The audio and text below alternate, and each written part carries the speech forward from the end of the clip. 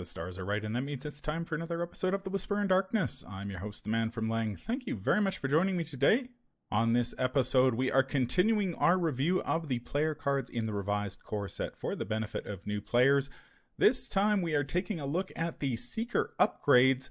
There are spoilers throughout if you care about that sort of thing. If you enjoy what you hear, remember to like, comment, and subscribe. Just a quick reminder of how we rate cards here on The Whisper in Darkness. The best of the best get an Elder Sign, while the worst of the worst get an Auto Fail, and the cards in between get a +1, 0, or Elder Thing respectively. Cards that you build around, or that are good in a particular investigator, get a Bless token. Before I get started, I'd like to thank the patrons of this channel for their tremendous support. The Arkham Horror LCG community is amazing, and these people have gone above and beyond to bring you content like these reviews. If you'd like to support the channel's goals and see your name on this list, head over to patreon.com, sign up for a tier of your choice, and claim your rewards. That would be awesome. Without further ado, let's get started. This is part 3 of our look at the Seeker cards in the revised core set. We are taking a look at all 6 upgrades that are available to Seekers and off-class Seekers. We're starting things off with the Magnifying Glass. It is a free asset that costs 1 experience point. It has an intellect skill icon, the item and tool traits. It is fast, and much like its level 0 counterpart, you get +1 +1 intellect while investigating. As a free triggered ability, if there are no clues on your location, return Magnifying Glass to your hand, and it takes up a hand slot. I believe I've never played this card. Yeah, I've played this in Roland. It is quite good in Roland. Because that ability to pick it back up into your hand, it allows you to put a weapon back into your hand, which is really, really good for Roland. You know, when you need that intellect boost, you have it in your back pocket, and then when you need to shoot something, you just pick it back up, put your gun down, and fire away. Yeah, the fact that it helps with the hand slot juggling that Seekers can often find themselves doing, and off-class Seekers like Roland, that's very much worth the 1 XP. But heck, I'd pay 1 XP just for the cost reduction. This does tell you a little bit about my personal deck building and playstyle, where I like to upgrade do a lot of little upgrades rather than major upgrades. So in that regard, Magnifying Glass is kind of essential. Spend an XP, spend 1 less resource over the course of a game. Save an action. Yeah, I think probably the reason I haven't gravitated toward this card is while I do appreciate that it is probably very good in Roland, where you can use that free triggered ability to free up a hand slot. You can do some investigating with this, free up the hand slot, drop a weapon down. I often find that with Roland, I've got other priorities to upgrade first, and so finding the experience, I should say, to purchase this is it's been a pretty low priority for me. But I do appreciate that it is between being free, which is, I mean, free cards, who's going to turn their nose up at that, and then that ability to pull it back to your hand, and then, I mean, if you don't need your Magnifying Glass ever again, you can certainly just commit it to a skill test for the intellect skill icon, and it can pull double duty. How would you rate this one? I think this is a pretty solid +1. I think, like you were saying, though, that, well, this is probably more of a Roland card than a Daisy card, because I don't think Daisy really needs more than 2 hand slots. Like, sure, you could play your 3rd Magnifying Glass and have your old Book of Lore, but I think, generally speaking, Daisy's probably going to be fine with 1, and Roland, like you said, he needs to prioritize other things before getting a luxury upgrade like this. So I'd give it a +1. It's still pretty good, though. Personally, I'm willing to pay an XP just for their cost reduction alone. So I actually give this thing an Elder Sign. That does tell you a little bit about my personal playstyle. So your mileage may vary, but I think if the standard Magnifying Glass is an Elder Sign, so is this. Wow, we're gonna be all over the map on this one. I'm giving this one a 0. I think while it's good, I'm not convinced that it's either all that necessary or is going to be able to compete certainly in Roland. It's going to compete with a lot of his other priorities. While Daisy could certainly have a lot of hand slots, and her signature asset does give her the option of having a couple extra hand slots for tomes, I find that I'm usually able to get away without it. So yeah, this one is just has never been a priority for me, and I'm not too sure what would make it a priority. The second card in the second upgrade is Disc of Itsamna. It is a 3-cost asset that costs 2 experience points. Willpower, intellect, and combat skill icons, item and relic trait. As a response, when a non-elite enemy spawns at your location, discard Disc of Itsamna, discard that enemy, and it takes up an accessory slot. What do you guys think about the disc? I think when I first started playing this card, or when I started playing this game, I tended to gravitate towards this card for some reason, as I thought in theory that ability would be really good. You know, it sounds really good on paper, like, oh, I draw an enemy, sweet, I can just get rid of it. But you're also spending 3 resources in a card, and it's non-elite, and it's not damaged. There's a lot of very specific things about this card that over time I've shied away from it. Yeah, I think the fact that you have to spend 3 and an action before you draw the enemy and before you know what the enemy is. Because sometimes what's going to happen is you'll play Disc of Itsamna, you'll be all happy, and then you'll draw a swarm of rats. And then you'll go, is it really worth burning the disc on rats? It's only 1 health. So I can see why that can be an issue. I think in the context of the core, when you don't really have that many upgrade choices, I think it's a fine card. Oh, and also in solo play, if you know you're going to be if you know going in that you're going to be having trouble with dealing with enemies, and you know that you're willing to use the Disc of Itsamna on just about anything, then it's pretty good. But I can see why the issues, I see where they come from. Because you have to play it in advance and spend XP and spend that action, and then you get to fret over whether to use it. I really dislike this card for many of the reasons you have already mentioned. It only affects non-elite enemies. It's relatively expensive at three resources. It again has timing issues where you've basically got to get this down on you've got to draw it and get it down on the table before the enemy spawns. And this doesn't help you at all against enemies that have already spawned. So if you spawn an enemy and then draw this, you're like, well, I've got this card that isn't really going to help me. And I think one of the bigger issues in the revised core set in particular is that there are many enemies, including the Acolyte and Wizard of the Order, that don't spawn at your location.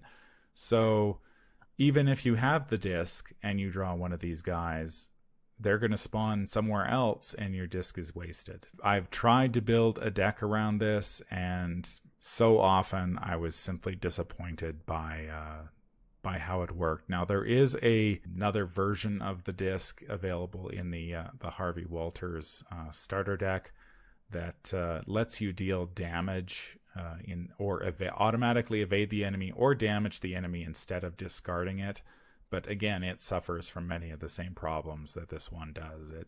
I don't even like the icons on this one, because I feel like that one combat skill icon is just, it's pointless. Like, Seekers just don't have the combat to begin with, that one combat skill icon is going to swing a combat in their favor. I would have much preferred if it was and I think sort of more thematic, if it was an agility skill icon, since you are sort of thematically dodging the enemy to begin with. At least Daisy has 2 agility, so it would bump her up to a 3. It just seems like agility would be more useful than combat is.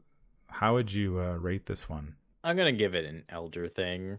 I do think it has its niche cases. If you're really trying to build a barricade deck, this is okay in barricade decks, I guess. But over my years of playing this game, abilities like this sound a lot better in paper than they do in practice. That being said, given that in the revised core set there isn't a lot of competition for that accessory slot, and there aren't a whole lot of choices for what to spend your XP on, if you're a pure seeker like Daisy, it's fine. One thing to note is that it does say when a non-elite enemy spawns at your location, so you can use it to cover a friend.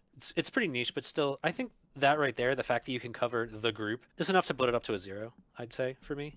Well, I think you might have talked me up to an elder thing on this one, Matastrophic, simply because of that ability to help the group. If you're all clumped up and somebody else draws an enemy at your location, you could trigger this to discard it. Otherwise, this would have definitely been an auto fail for me. The upgrades are pretty limited for Daisy, but I would need to have a lot of extra experience points on tap before I even looked at this card. It's maybe in solo, but of all of the solo sort of options to consider when you're playing a solo Seeker, this one is pretty low on my list, especially once your card pool grows. The Seekers just have so many better options to deal with enemies than trying to time this properly and get it off. The next card in the box is Encyclopedia. It is a 2-cost asset that costs 2 experience points. It has a wild skill icon, the item and tome traits. As an action, you may exhaust Encyclopedia, choose an investigator at your location. That investigator gets +2 to a skill of your choice until the end of the phase. And it takes up a hand slot. Another tome for Daisy. Yeah, this is a very solid tome. I do think it loses a little bit of stock in solo, because there are times when you generally want to be using this to boost up your combat, but when that happens to be the case, you're probably engaged with an enemy, so this will provoke an attack of opportunity, which isn't ideal for Daisy. So generally, you want to be using this on other people to help them kill monsters or investigate. So it loses a little bit of stock in that regard, but this is a really solid tome for Daisy. I like it too. I think the only issue I've had with Encyclopedia in the past is that it can be kind of difficult to coordinate. I'm going to go before you as the Seeker, and I'm going to use my Encyclopedia to say boost your combat, because you have to do the turn, you have to jigger the turn order correctly, and then you might run into problems like, let's say Daisy draws the enemy, she doesn't want to take her turn before Roland, so she doesn't have an opportunity to use the Encyclopedia before Roland does.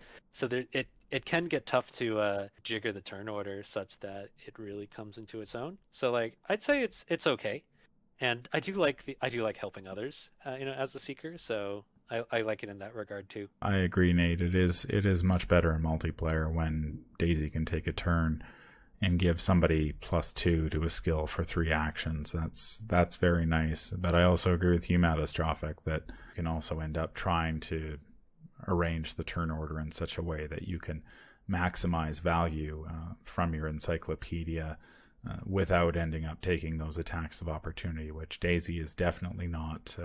Most enemies in this game deal damage. Some deal damage in horror, but you're almost guaranteed to be taking some form of damage. And with 5 health, Daisy is simply not equipped to be standing toe-to-toe with enemies all that often. I guess you also sort of end up in that situation we've been talking about where, like, how many tomes does Daisy really need? Old Book of Lore, either the level 0 version or the upgrade that we'll look at in a moment, is probably your top priority, which means Daisy is going to be taking, will have to trigger the Encyclopedia the hard way, which means she's going to be spending less time investigating, which is really what you want her to be doing. So while I really like the ability on Encyclopedia, I think that you do have to make sacrifices elsewhere. Especially if you're planning on using this every turn, man, oh man, unless this is the only tome that you're planning on using, chewing up all those actions to hand out skill bonuses is going to get costly. It's also worth mentioning that there is an upgrade for Encyclopedia. I believe it is a level 1 version of Encyclopedia in the Harvey Walters starter deck that uses secrets. Instead, I believe it gives you 5 secrets and basically does the exact same thing as this thing. If you plan on using Encyclopedia, the cheaper, the 1 XP version is just as good as this one. It's limited in that it uses secrets, but how often are you going to be triggering this? If the answer is 5 or less, you're probably fine with the level 1 version. There's also hidden synergies with secrets as well as you develop your card pool, so that can actually become a boon when you can move the secrets around to other things that you actually want to be using, and you're more just using this as a way to get 5 secrets onto another asset. If you're the type of person who when having 5 secrets, 5 uses of something, is going to fret about each individual one, don't take that. Take the level 2 one. So how would you rate this one? I'm debating between a Zero and an Elder thing. It's really not good outside of Daisy. I've never taken it and for any investigator outside of Daisy. And in Daisy, it's really only your backup tome. It's like, how much use are you really going to get out of this card? Like, unless you kind of go all in on it, this card is serviceable, but it's not the best. Yeah, serviceable, but not the best. Sounds like an Elder thing. Well, or a Zero, but we'll just say Elder thing for this one. It's because it's kind of difficult to get good value out of it. And also one, I think, key point against Encyclopedia is that you have to slow down your race of getting clues in order to make good use of this. And then, yeah, it's an okay card. I think if they hadn't have reprinted Old Book of Lore 3, this one might have been able to hold on to a Zero, but I think once they included the reprinted Old Book of Lore, which is you're going to be your first upgrade, this one sort of slides down the totem pole a little bit. Yeah, I think an Elder Sign. While I really like that effect, I mean the effect can be very powerful if you're going to fight something big and bad. Having +2 to each skill test for 3 attacks is going to be awesome. It's going to be, I think, a little harder to pull off in practice than it is in theory. That brings us to Cryptic Research. It is a free event that costs 4 experience points. It has the Insight trait, fast, play only during your turn, choose an investigator at your location. That investigator draws 3 cards. Easy Elder Sign for this one. Card draw is amazing. Giving card draw to anybody at your location is amazing. Drawing cards without taking an action is amazing. The Insight trait is amazing once you get Joe Diamond. What else can you say? Elder Sign. Nothing. No, Cryptic Research is actually one of the strongest cards in the game, I'd say. The only trick against it is that 4 XP is a lot to ask for. But given that you can afford 4 XP, it's a good use of 4 XP. It's very strong. Yeah, I think we've talked a little bit about how there aren't that many good upgrades for Daisy, but I mean, you're spending 8 on this, probably 6 on the Old Book of Lore. I mean, There's your deck. There's your deck. That's what you're spending your XP on if you're playing Daisy.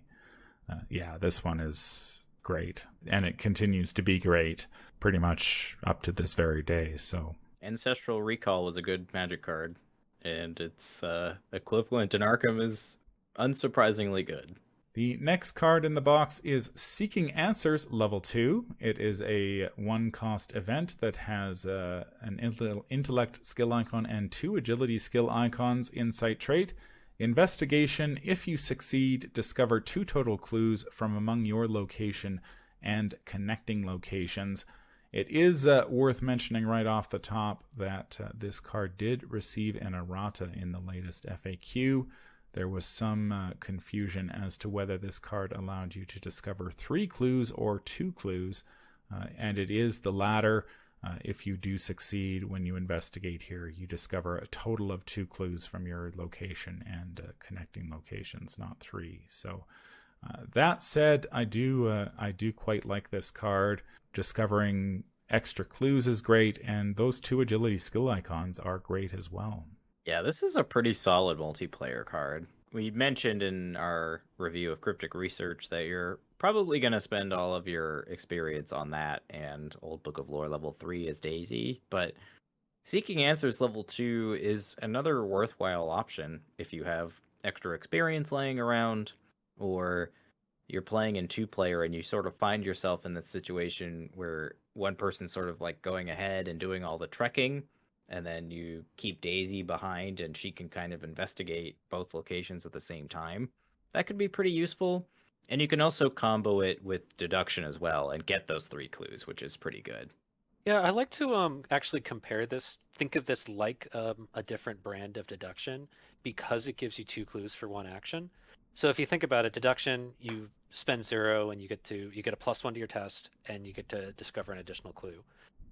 With Seeking Answers, you pay 1 resource, you discover the additional clue, but you can spread out where the locations are, and you, by picking a location with a lowish shroud, you can kind of net yourself anywhere between like a +1 to a +3 on the test. I actually really like this card. I especially like the fact that you discover 2 clues for 1 action, and that's always solid. That's the real attraction of this card, is discovering those 2 clues for the 1 action. There is a level 0 version in the Dunwich Legacy expansion, which will be reprinted here as the Dunwich Legacy Investigator expansion in the new year.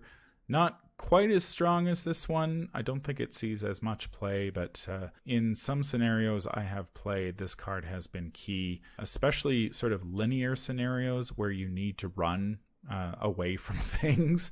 If you are being chased by a lot of nasty enemies, the ability to sort of keep ahead of them while investigating locations behind you is huge. When you're on the run from things and but you still need to get those clues behind you, this can be a lifesaver.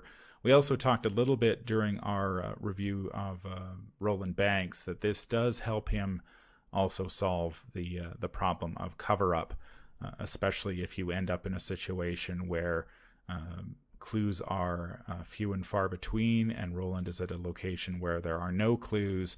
Seeking Answers can help him discover clues, or even help him discover clues at a neighboring location, so he can still trigger cover up and deal with it. Also, a quiet thing to note about Seeking Answers: you can discover clues at locked door locations. That is true. How would you rate this one? I think this one for me is a pretty solid +1. Yeah, I'd agree with +1. I'd say it's a +1 and not even though I absolutely love Deduction, it's one of the greatest cards in the game. Seeking Answers gets a +1 because it costs a resource and it costs XP. That's what keeps it from being an Elder Sign in my book. I'd willing to give it a +1 as well. I think the other thing too is that you have to reveal the location.